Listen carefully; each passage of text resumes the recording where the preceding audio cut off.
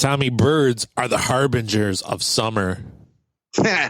Yeah, they kind of are, right? They're the original gods of party, because with summer comes warm weather, barbecues, bonfires, outdoor events, rad get-togethers. Birds are pretty much the patron saints of good times, you might say. Huh, never thought about that. Yeah, I'm putting thoughts in your head. You're really pondering it now, and I'm swaying you to my opinion. Yeah, okay. And Tommy, that's why bird watching is the premier extreme sport for those who are no stranger to bitching things like sunshine, good times, and tequila limes. Know what I'm saying? I do. Now I want a tequila lime. Well, there's still time in the day. You would think that bird watchers are odd ducks. You might not give a hoot about the flying creatures in the sky above you. You know, they play target practice with the hood of your car, and you might be like, oh, bird, I hate you. You know? But yeah. And you'd be like, why would you want to watch that shitting thing? Well, you'd watch a dinosaur if you could, wouldn't you? And birds are just dinosaurs who got fluffy, and that's rad too, I think. Smaller. Excuse me? They've gotten fluffy and smaller, right? Why would you demean a bird like that? Saying they got small. Maybe you're small because you use negativity as a weapon, sir. I wish I was small. I don't wish you were small, because then I'd have nothing to make fun of you about. I know, because I'm so smart and handsome. Yeah. Well, okay. That's a new twist on an old familiar theme. Shaking it up. Yes. Recently, Tommy, I got to kill 2 birds with 1 stone. I got to get away with the weekend with my homie Paulie Walnuts, and I also got to try something new, you know? Yeah. Well, I think I know, but you want to tell the folks what you did? Yeah, I went bird watching. Have you ever seen a bird, Tommy? Really? Have you? I was laughing so hard because I should have known you were going to talk about this. But then Joe Zimmerman, one of my favorite comedians, was just on James Corden last night. And all he talked about was bird watching for the 5 minutes. Did you watch the video? I didn't. I don't want to be influenced by others' comedic bits. I'm going to tell you a real life story, though. It sounds exactly like what he's talking about. So it's really funny. Ah. Yeah, it's along the same lines. But yeah. It's funny if you said you ever seen a bird, because I'm not going to do it, and I encourage everybody to watch it. But he was talking about how he wanted to go up to a group of bird watchers and tell them that everybody brags about. I'm not doing the bit. I'm just telling you what it's about. Everybody brags about how many birds they've seen, and he's like, I think it'd be cool to go up and just be like, oh, I've seen 2. He said, I think that's more impressive.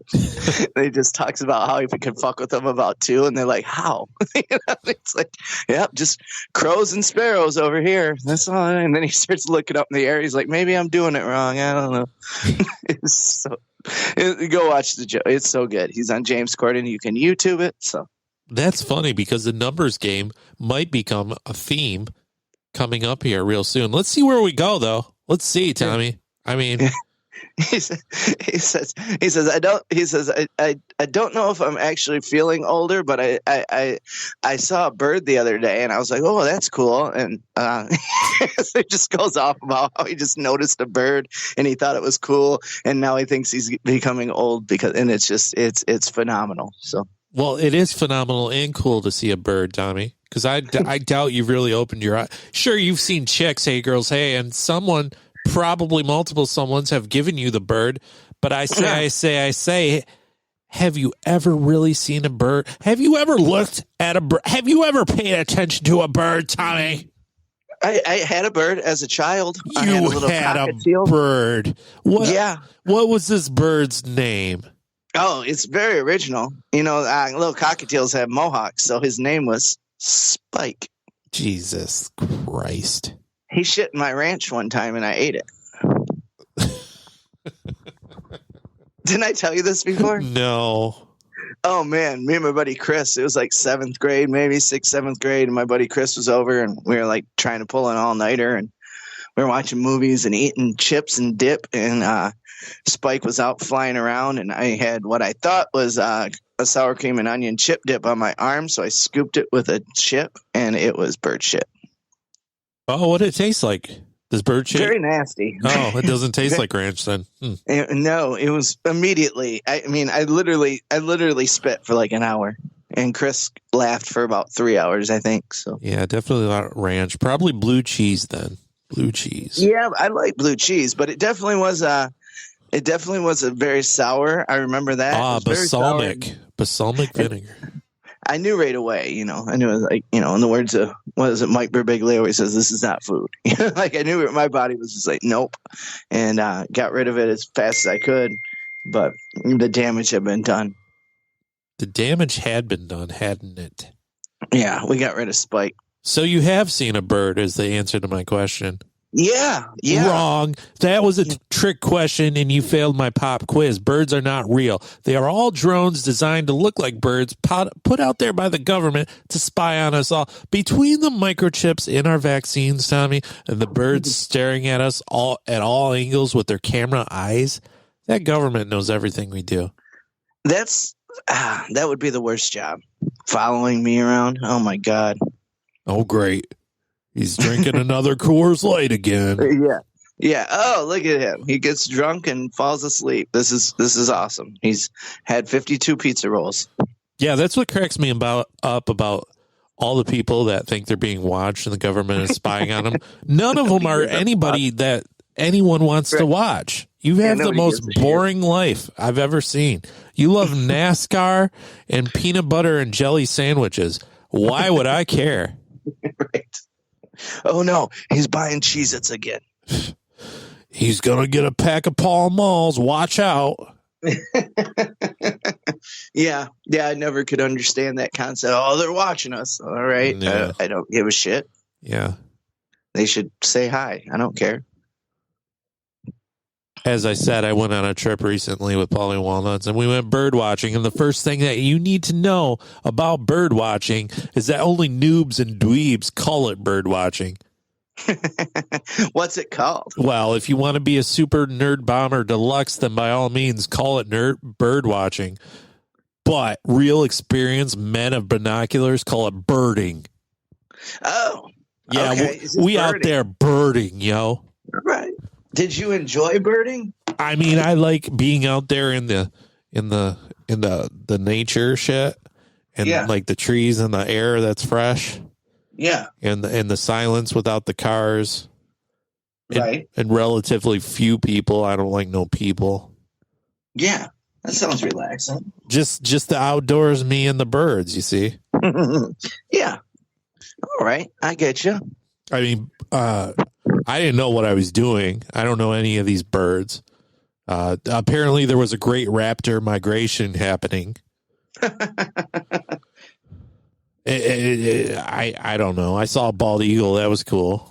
Yeah. Paulie Walnuts was really excited because he saw a hooded merganser. Yeah. A merganser? Is that what you said? A merganser, yes. A merganser. Who names these?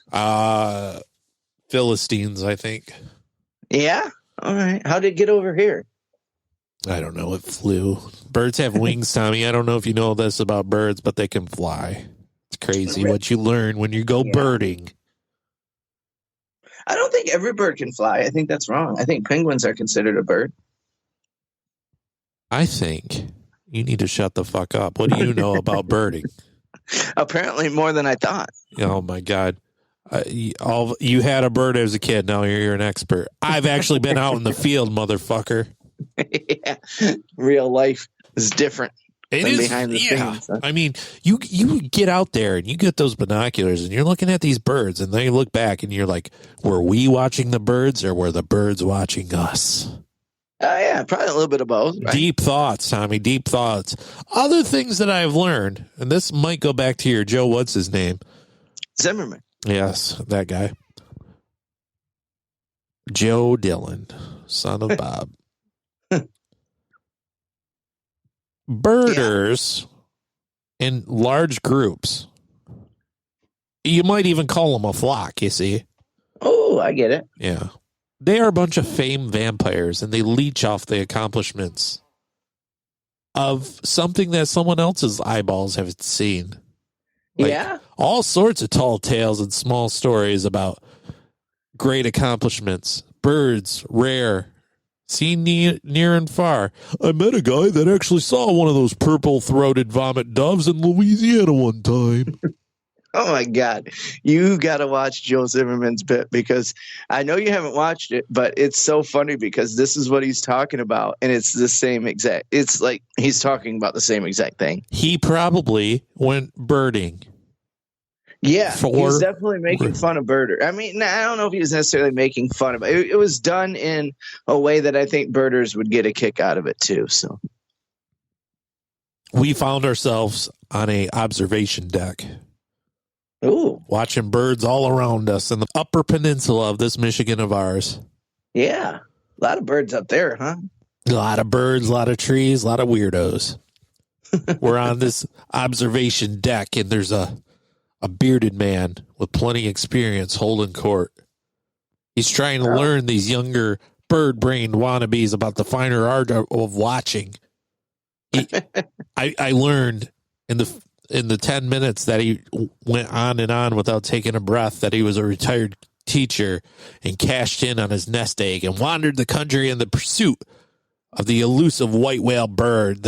He was the Captain Ahab of the skies. He was filling out his lists because that's a thing. All these people have lists. Yeah. Yeah, I just learned that. A whole lifelong list of conquest. Not of the women they have bedded, but of the avians they have birded. That's all they care about. Has he found it yet? He still hasn't found what he's looking for, in the words of the immortal Bono. Yeah, that's too bad.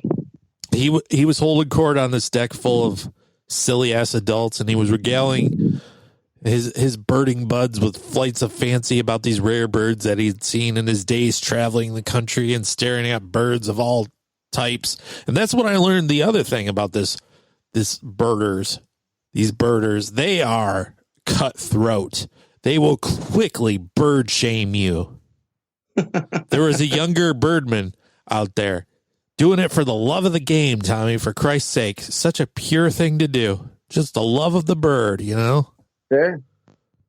And he was talking to the older gentleman and this younger rapscallion who had been to Florida and seen all sorts of birds, you know?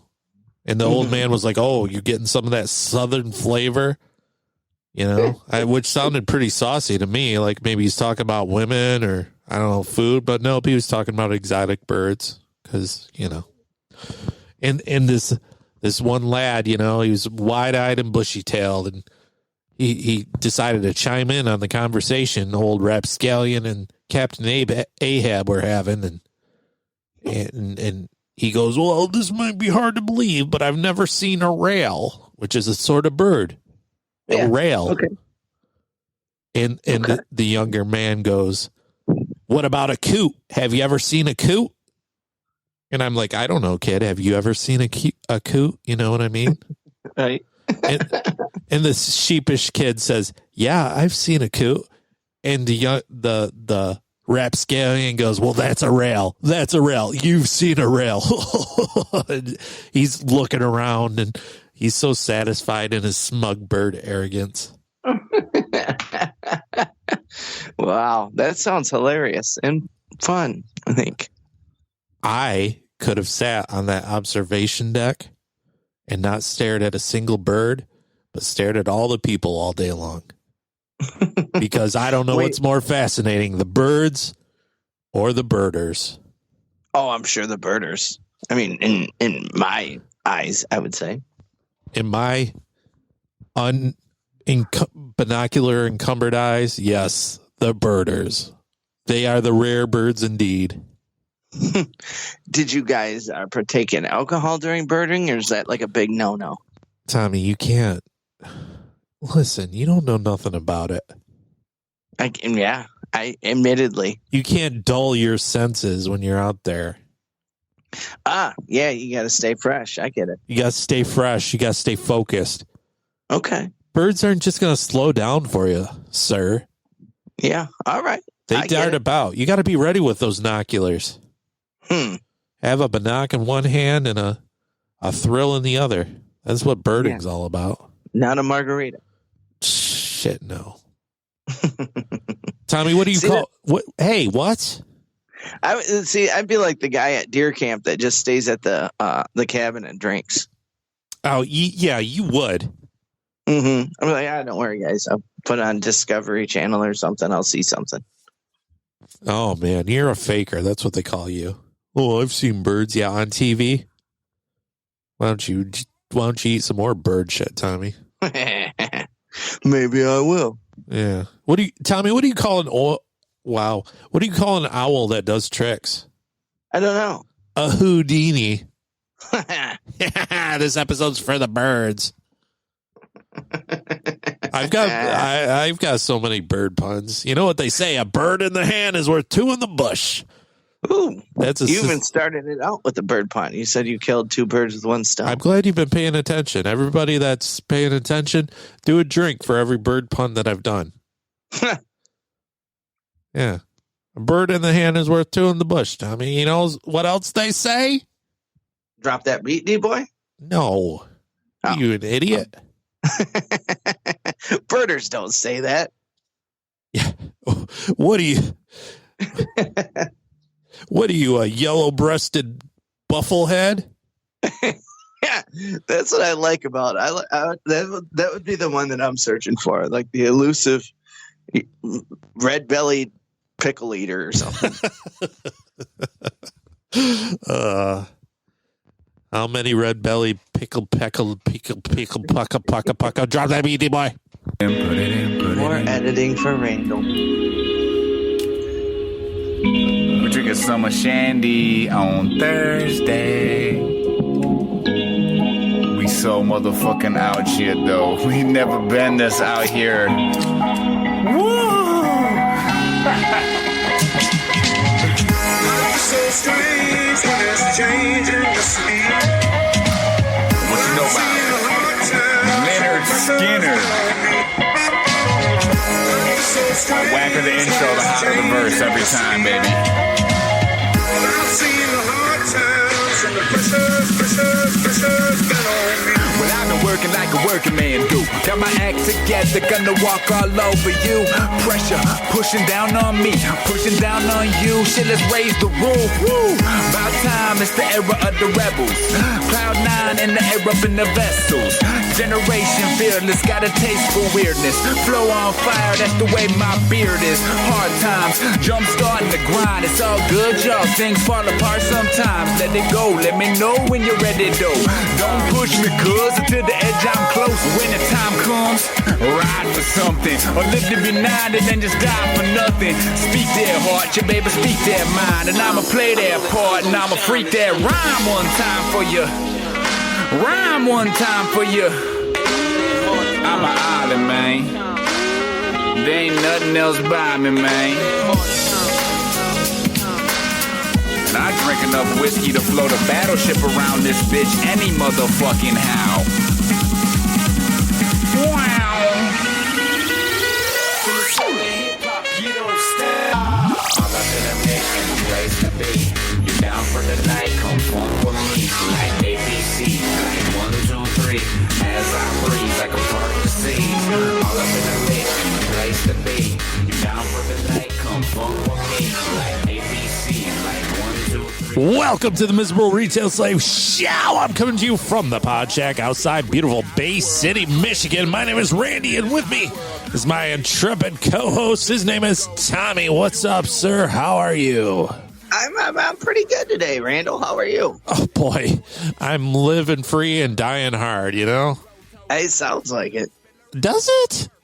You sound very enthusiastic. Well, you got to bring up the energy when you're doing a STEAM comedic program such as this, you know?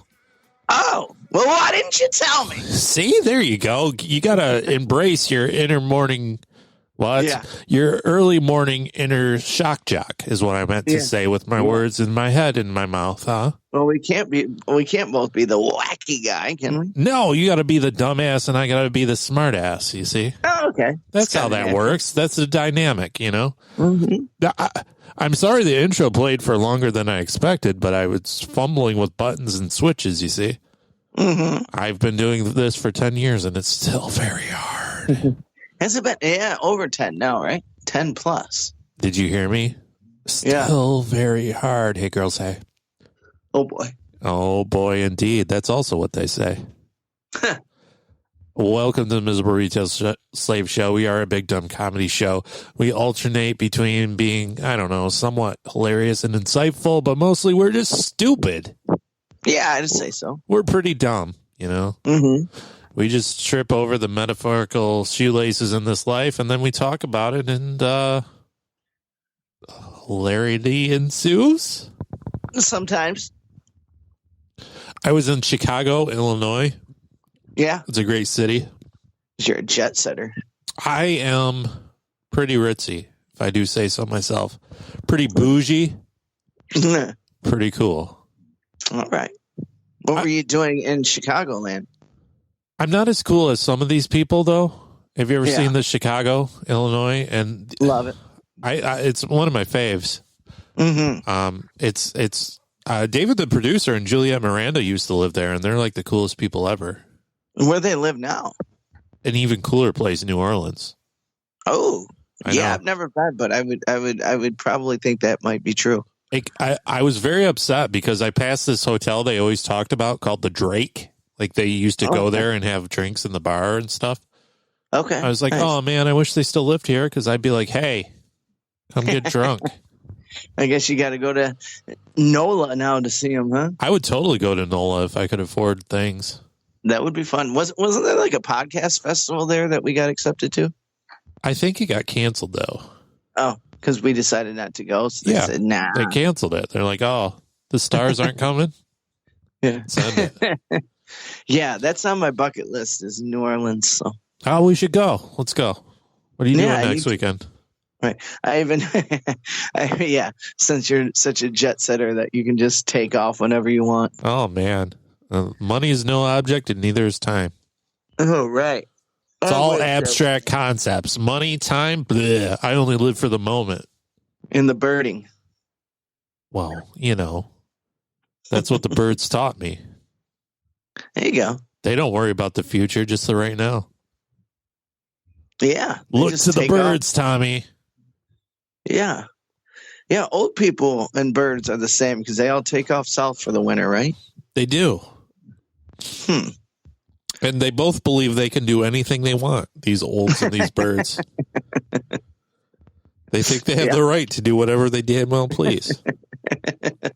Most of the time they get away with it. They do. That's a shitty thing. We got to knock these birds down.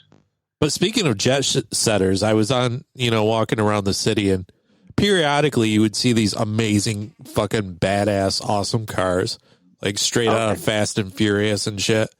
Yeah. They could probably do 0 to 60 in half a second. Okay. And instead they're going 25 miles per hour on Lakeshore Drive. Yeah. That's nothing but a rolling parade of your wealth is all it is. You can't drive it. You can't top it out in Chicago. Right. You can rev it for 2 seconds and people go, oh, and that's it. It's a waste. Will Smith says 2 miles an hour, so everybody sees you. Oh, Will Smith slaps guys. This was before his slapping days. This was summertime, like 1993 or something. Before he became a serial slapper. Right. At an estimation, how many people do you think Will Smith has slapped in his life? Because clearly this wasn't an isolated slap. He knew what he was. Yeah, probably. He knew what he was doing. He marched up there with a purpose, and he's like, I'm gonna slap that guy. Did you see him in the footage of him slapping the photographer? No, did he? Yeah, a few years ago. Oh man, was it the same form? I bet he has a slapping trainer. Yeah, I think he did it in the shoulder or something. I don't know. There was a crowd of people, and I think the guy got lippy or something, so he reached over. It was kind of like a hit and run thing. Okay, well, I got to say, Chris Rock was very professional and probably did that the best that he could have, handled that the best that he possibly could have. I guess. I don't know. If Will Smith slaps me in the face, I'll probably punch him in the nose. But the number one rule about being a comedian is you don't lose control of the stage and the audience. So, and he did not. He almost did For a split He almost second, did. he almost Yeah. unleashed, and then he did not. You seen the freeze frame of his like fists clenched? Yeah. But that's why he's been doing comedy for what, 30, 40 some years. So Yeah. I mean, he's a professional. That's what they do. I almost said that's what we do, but I'm in the same league as Chris Rock. Yeah. Total profesh. He's one of my colleagues, this rock man. Yeah. I just I get his respect, and that's all I need. That's all you need. So I was in Chicago. I was seeing the great Mike Birbiglia, my close personal friend. And oh, sure. Yeah, sure, right? In concert. Can I say that about a comedian? In concert? I think so. Yeah. I guess it's kind of I don't know if it's technically the thing, but it makes sense. I think it's a nice thing to say. Yeah. People know what you mean. I mean, I usually don't hear, Bert Kreischer in concert or whatever. But no, I would never say I saw Bert Kreischer in concert. But you would say you saw Mike Birbiglia in concert. Yes. It was at the historic, I think it's historic, Steppenwolf Theater in Chicago. Oh, I like Steppenwolf. It was Born to be Wild, this show, Hell yeah. It was a nice, intimate theater, and he did his new show, The Old Man in the Pool, which was very good. Was it downtown Chicago? No, it was kind of outside of town, close to Wrigleyville. In that area. It was in a really cool little neighborhood. I was like, man, if I lived in Chicago, I would totally live in a neighborhood such as this. Yeah, so that was up by like Irving Park and stuff. Yeah, it was it was close to Lincoln Park, actually. Okay, all right. And I'm about to break. Oh man, that was funny. That tickled my funny bone. I'm glad. I think I've been to Wrigleyville a couple times. I didn't want you to leave me crawling in the dark with not laughter. I think I stayed in Wrigleyville one time, maybe. So it's still kind of downtown, but I see what you're saying. It's not stayed in Wrigleyville? Who does that? Well, maybe I was in Irving Park. I don't remember. A comedian gave me his apartment for the night, and it was really nice. So. Oh, you would know if you were in Wrigleyville because the fucking Wrigley Field is right there, bro. That's what I'm saying. I'm pretty sure it was really close to his apartment. So yeah. I remember passing it. So. Attached to this Steppenwolf Theater was a bar that I can't remember. I think it was called the Front Bar or something. But it was very hip and trendy with, people with haircuts and piercings and youth. Yeah, there was a beard or two. I saw one or two. You went bearding. Yeah, I went bearding instead of birding. Not the same effect, Well, neither of them taught, but I guess beards don't fly away. I saw the sweater vested bearded Chad of. I was just gonna say we should start naming people with beards like they name birds. The sweater vested bearded Chad has a very curious behavior. He's got a tattoo of the Ace of Spades on one arm. I saw the liver spotted Chuck. So this place, very, very hipster. Yeah. So hipster that now I'm not trying to offend people. This place had multi-gendered bathrooms. Oh yeah. I was recently at a place that had that. Yeah. Millennial stall rules were in effect. And it was funny because an old guy came out and I was there doing a show and he's like, "What bathroom do I use?" I was like, "Dude, it doesn't matter." It doesn't matter. It's so wild. I don't really care, but man, I was really confused. Well, I wasn't confused. I was like, okay, so the stall rules say it doesn't matter what gender you identify as. You use that bathroom or that bathroom. It doesn't matter. So I stroll into the bathroom and I look at the stalls and I say, "Hey, ain't that a gas?" Because I walk in and it gave me such a start because there's a woman washing her hands, and my whole life I was trained to not be in such a spot. I'm like, "Oh, this is awkward," but then I'm like, I shrugged and I'm like, pulled out a thing of Mentos and went, All stalls. It's kind of beautiful. All stalls, one bathroom. Any gender, peeing and pooing in perfect harmony. intermingled farts, and delicately woven nest of undescript curly hairs on the toilet seats. The same squares of toilet paper for anyone to get stuck on the bottom of their shoe. It's a glorious bathroom utopia. Okay. You reminded me of incident probably 2013, maybe 2012.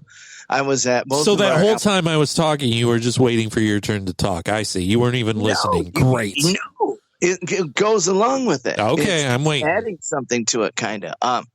I remember I put it on Facebook, so it was probably 2011 or 12, right when I started really using Facebook, even though I had it since like 2003 or whatever. But I digress. I was at our alma mater there, the University of Michigan Flint, and I remember typing on Facebook, "There's nothing scarier than hearing high heels walk across the bathroom floor while you're in the stall."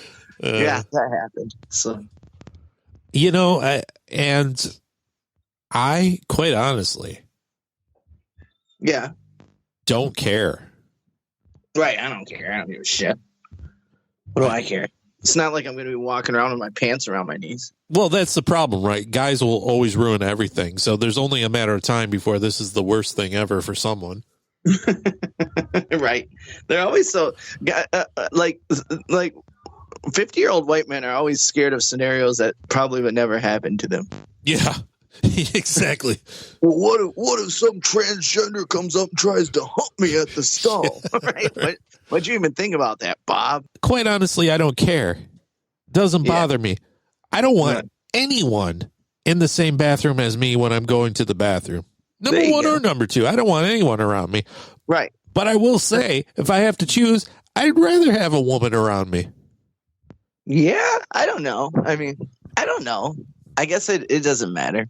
I mean, I don't want a woman next to me when I'm peeing in the urinal, I guess, but I guess I wouldn't freak out about it. I would freak out because how's that woman peeing in the urinal next to you? That's I don't sloppy. know. There are urinals in these gender-neutral bathrooms. There is not, so I don't know. Your premise is obsolete and ridiculous. Well, the one that I went into did have a urinal. Just one single urinal, eh? It did. It had one single urinal and one single toilet seat and nothing in between them. Yeah, that's for the men who put their hands on their hips and pee.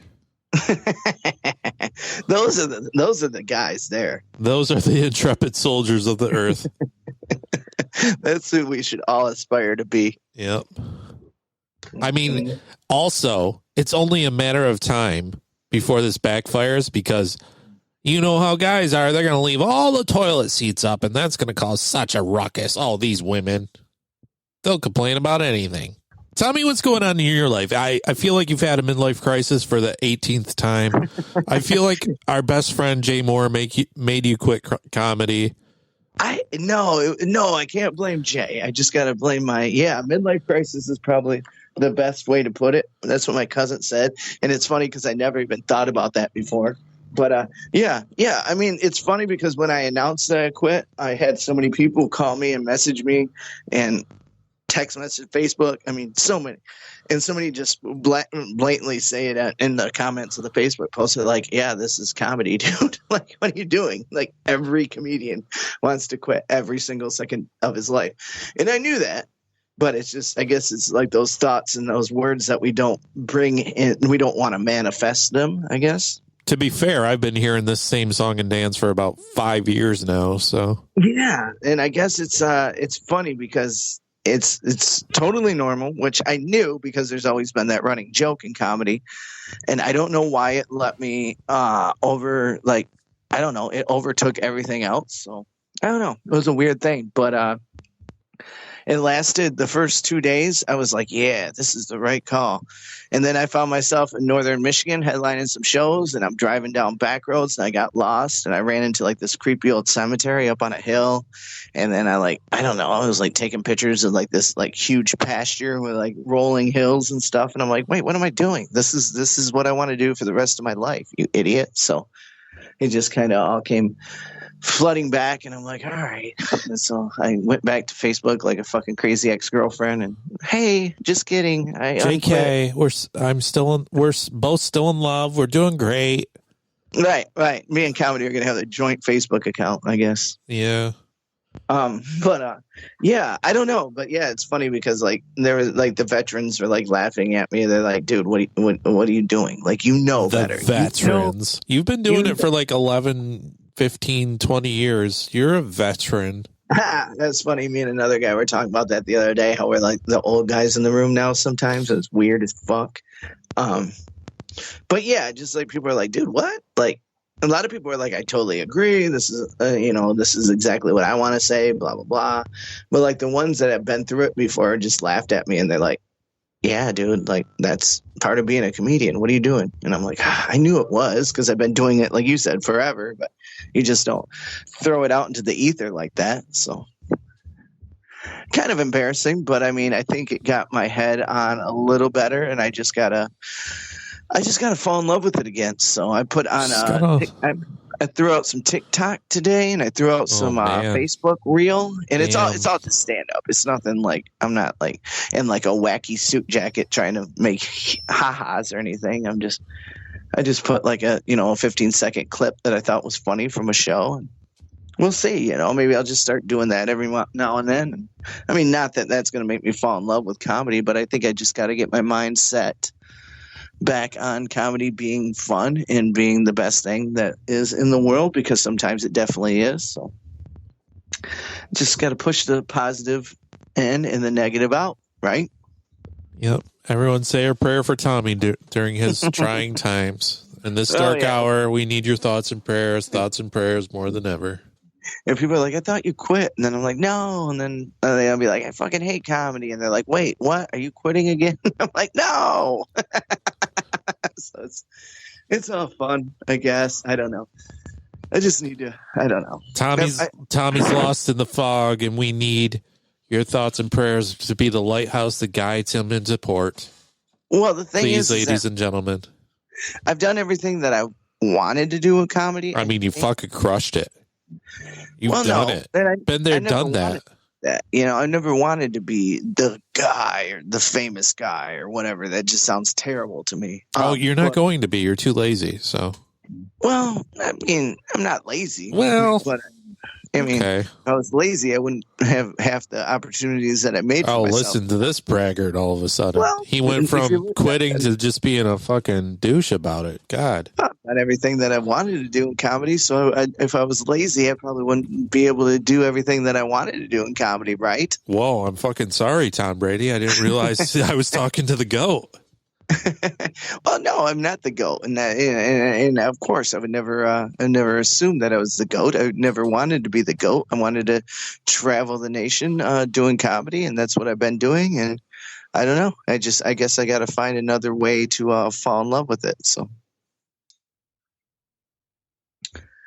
Just, I'm at that turning point where it's like, okay, do I start getting on airplanes? Do I start really I got, some chances to go out west and I've turned them down, and that's just weird, I mean, you got to spread your seed. Yeah, but it's like, I don't want to. I mean, like, I'm just totally content being like around the Midwest. I mean, every once in a while, I guess I'll go like, spread a little bit farther, but for what reason other than just to see a new place? I guess that would be the only reason for me. Like, I'm not going to go to that market and try to garner fans, Yeah. Who wants that? Well, that's what you're supposed to do if you want to, make money at it and make a good living at it. That's the whole game, but I've never bought into that. I've never wanted to do that. So it's just, I guess I always knew this would come to a head and this was what was going to happen. This is hilarious, isn't it? It's pretty ridiculous. Yeah. Well, I mean, it's just, that's the things that I'm struggling with right now is like, I don't fucking like, I did a really good job at a comedy club recently, and the manager of that comedy club got fired the day before I got there. And see what you did? You're costing people their jobs.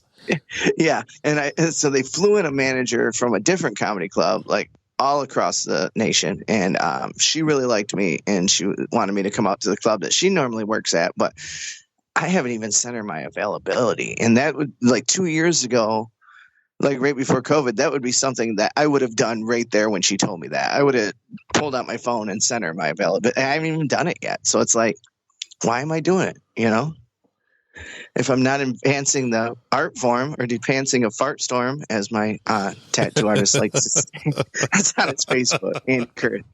Yeah, that's his like tag underneath his name. But if I'm not like taking those opportunities, why am I feel like I'm like almost like taking up a spot, if that makes sense. Like I'm like in the way of other comedians. Most people would kill to earn money doing what they love to do in their creative endeavors, and you're like, fuck you, I want to work at a restaurant. Well, I really do enjoy the restaurant, and that's another part that's kind of pulling me in the opposite. I mean, I've decided I'm not quitting. I'm never quitting comedy, but I got to figure out exactly what I want, and it's a mind fuck. It's been very stressful, very frustrating. Like I said, this is very, very funny, but it's me being honest and vulnerable, and I think that's part of what helps me figure it out. And I think I just got to focus on what's now instead of what's next, because I've always been focused on what's next. So I think it's like, okay, I built the dream that I wanted. Why can't I just sit here and enjoy what I built? Yeah. Well, right? I'm glad we could be the couch that you lay on, and dear listener is your therapist to unleash upon. Yeah, this is just regurgitating Facebook posts from the past 3 weeks. And I'm glad that you're not quitting comedy. We'll see what. Yeah. Tune in next week, ladies and gentlemen, when Tommy quits comedy. In the meantime, we're going to take a quick little short little. You're listening to MRS, the mystery rejection salamis. We'll be right back.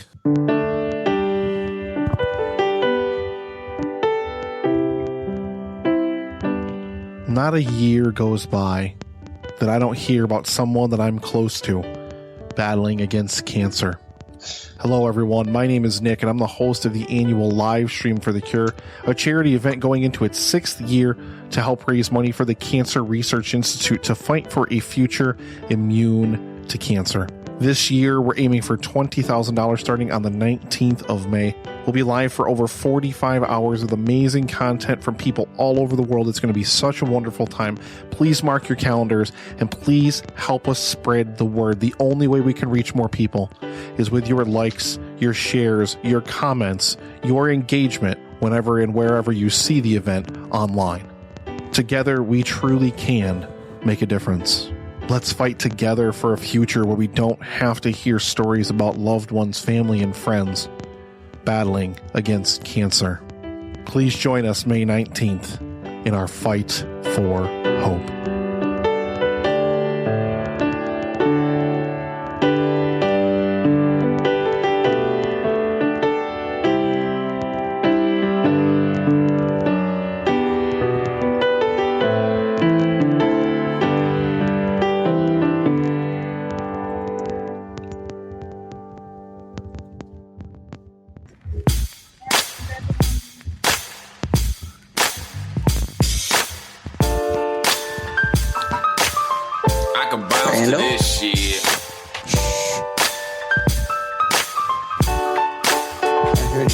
Okay.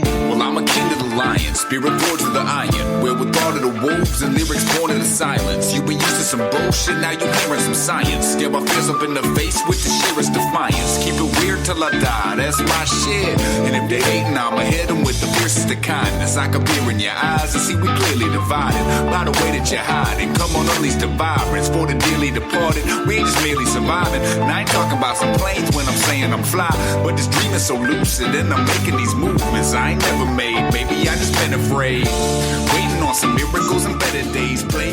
Welcome back to the sausage. How's everybody doing today? Do us a great big favor, and I don't really use Facebook.com anymore, but tell a person that you love to listen to us, please. It's our 10th year, and we're trying to get so huge, so massive, so girthy. Right, Tommy? Leave the cash in the satchel, chilling in the sanctuary. Would like to thank you very much for the capillary rush. I can't hear you. What?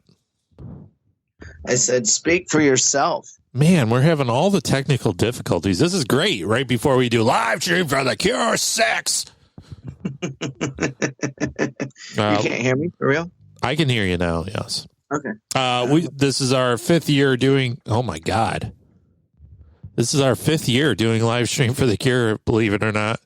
Mm-hmm. And the first year we fucking killed it, and ever since then we've been rotten as fuck. So, you know, we'll see what. I mean, I can't believe there's been a bigger train wreck than what happened last year.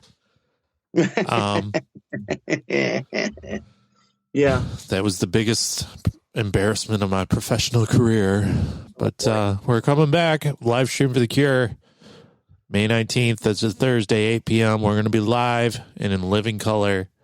Bringing the funny. Trying to raise money for that cancer research because we hate that cancer so much we want to punch it right in its fucking chops. Give it a knuckle sandwich. Mm-hmm. Yeah. Yep. Yep, doodle do. Why do I hear children talking to you? No, they're not talking to me. They're just talking to each other in the I hallway. don't like it. I don't want anyone to talk to you ever. Just me. No, they're not talking to me. Believe me. Tommy, the one thing you should know about birding is it brought me to the Upper Peninsula of the Michigan. And how would you describe the Upper Peninsula, specifically the dwellers that live there? Well, they're supposed to be called the Upers, right? They are called the Upers. Mm-hmm. How would you describe their characteristics? I would say like some of them are eccentric. Which I really like. Sure. I would love to live up there. A lot of them have beards. A lot of them are retired. Although the more I go up there for different comedy shows, the more it's weird that some towns are just like downstate, but then some towns are nothing like downstate. So it's few and far between the ones that are like down. It's a lot of towns like don't blink or you'll miss that you even came through the town. Like I think I've driven through towns and not even known it before. Sure. I think it's people that are trying to escape the rat race. Yeah. They run away. So I met a bearded gentleman at this small little bar we went to in Paradise, Michigan. Yeah. Okay. Home of Tequamanen Falls, a waterfall system thing. The town of Paradise is like a couple bars and a convenience store, you know? Yeah, that's all you need. That's all you need. So we went to the one bar and this guy strolls in with his beard and he was just talking away at us, you know, and the bar had this, you know, this nice bartender, and she's probably the most attractive woman in a 50 square mile radius, and she probably brings in all the people, and this guy was really giving her the eyes and whatnot, and he started talking to us. And boy, I wish people wouldn't talk to me. I got two examples of this when you're done. Hey, go ahead. Give them now. Well, I was going up. Well, I guess I should start with last month when I was in Wisconsin with Jay Moore. There's this Irish pub that I always go to right by the club, and I've been going there before shows, at least before one show. That every time I've been at the club, I go and I get like a shot or a beer. And I don't do it every night that I'm there, but I at least do it. I make at least one stop at time there. And every time I've been there, and I think I've been to the club 4 or 5 times now, and sometimes I go twice when I'm there, but every time there's been an old man with like a beard. And I've wrote about him on Facebook before, because the first time I ever went there, I walked in and he turned around and he looked at me and he just passed a shot down. He didn't even say anything. He just passed a shot down towards me. And I looked at it and he said, "Something to take the edge off." And I said, "Oh, okay." And so I did. And he's always there. Oh, so man. And he didn't talk to me the last time I was there. He didn't talk. Usually I never told him who I was, never told him anything. But he's always said hello. But the last time he didn't say anything. And I left the bar, and I only had like 5 minutes to get to the club before I was supposed to be. And it's literally like a minute away. So I was like, whatever. And I was walking to my car, and I'm like, I don't feel right. And he didn't say anything to me. So I went back, and I was like, sir, every time I come to this bar, I see you. And he laughed. And I said, I only come like twice a year. And he laughed. I said, what's your name? And he said, Jonathan. I said, okay, well, I'm Tommy, and I'll see you in about 6 months. And he's like, all right, sounds good. And I left feeling better. So that's a good interaction. Another interaction I had was I was doing a comedy show in Traverse City, Michigan last Saturday. No, 2 Saturdays ago. Yeah, because this happened the very same night. We were texting at the same time. Yes. And so I went to this bar called Spike's, which is in Grayling. It's my favorite bar. It's a lot of people's favorite bar. It's in Grayling, Michigan, about an hour south of Traverse City. And I'm getting ready to go inside, and the guy comes up to my car, and he's like, hey, are you from around here? I'm like, no, I'm from Flint. He's like, oh, well, I'm from Owasso, but I just moved up to Houghton Lake. I was like, oh, cool. And he's like, well, would you happen to know if this is the bar around here that everybody goes for burgers? And I'm like, yes, actually it is. He's like, oh, cool. And he like wandered into the bar, and I was like 30 seconds behind him. And as I'm waiting to be seated, he's like, you can sit with me. Which I felt bad. I almost said yes for like a split second. I almost said yes. And then I felt even worse because I was like, oh, I might be meeting some friends. And he was like, oh, all right. Because I think he thought we were friends. I don't know. We could have been friends. I should have sat there with him. Man, but then you got to sit there and watch him chew pizza. Right? Burgers. Oh, well, even worse. What if he's a loud chewer? Yeah. I didn't know this man, but I felt like maybe I missed an opportunity, though. Well, the man I met, the conversation was fine, just a bunch of small talk and whatever, and it was fine. And he's telling us how he used to live in Detroit, well, around the Detroit area, and his dad was a big shot corporate man, and he had lived up there for like 30 years, working odd jobs here and there. Yeah. And this was the first time he'd ever been in this particular bar, even though he lives 3 miles up the road. And then I guess he thought we were really close friends because he started telling us a story about how he was coaching I was wearing a Detroit Tigers hat, and that got us talking about the Tiger, and he was talking about Tiger Stadium, which is no longer there. And right. He apparently coached a little league team. It was little leaguers against inner city black youths. Oof. And I know this because he said this. And at one point he did that classic move where he's looking to his side. He's side eyeing the situation, and he puts his hand up to his mouth, you see, because I don't know if you know anything about sound, but the best thing to cancel out sound is putting your a wall of fingers around your mouth. It's like that's so often. It's like a finger megaphone. It'll only direct the sound directly to the person you're talking to and no one else. Yeah, that's the idea, right? That's the idea, right? And he proceeded to say a racial slur, which you can probably guess. Wow. You're right. And then we were, Polly Walnuts and I were pretty much done with the conversation. Yeah. But then he kept trying to drag us back in, and he's like, and this is the best. He was like, "Hey, you guys like Home Improvement?"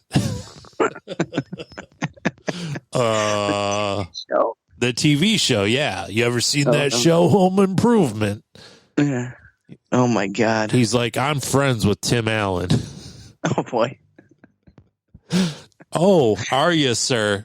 Yeah. Are you, old hermit? Eyebrows raised there, huh? Yeah. Only a person in Michigan would be like, I'm friends with Tim Allen. Right. Like that's a real pure Michigan commercial. Absolutely. If you're from Michigan, you might be friends with Tim Allen.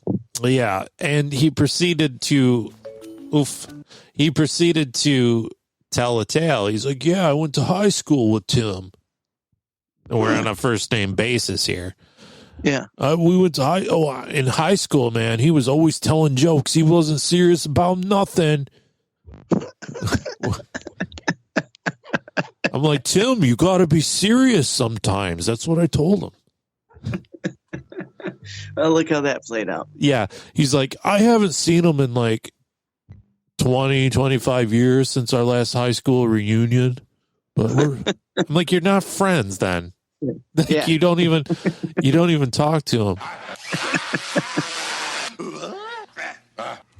Oh, listen to that.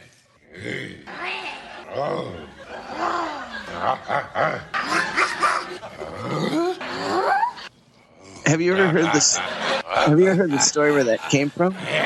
Now, just listen to this for a minute. Yeah, I don't know.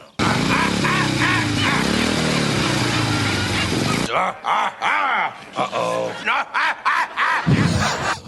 How fucking ridiculous is this? This is how this man got a career.